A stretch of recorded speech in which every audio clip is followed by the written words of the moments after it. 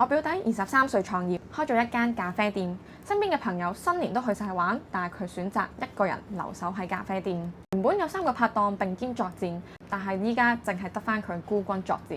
第一個拍檔因為屋企嘅生意離開，第二個拍檔因為對品質嘅妥協而分道揚鑣。表弟話：如果冇咗食物嘅品質，呢間鋪頭仲點做落去呢？於是佢選擇咗一個人撐起全場，每日朝8晚6，已經連續10幾日冇休息過。新年完全爆晒單。我睇住佢好忙碌嘅身影，但係從來都冇諗過返去打工。我見到嘅唔單止係一間咖啡店，而係一個人對平庸嘅拒絕。好多人想顯化財富，但真正顯化豐盛財富，往往就係你做普通人唔肯做嘅事。呢份唔甘平凡嘅基因，究竟係佢天生定係俾佢爸爸感染咗呢？但我知道唔甘心就係佢改變命運嘅開始。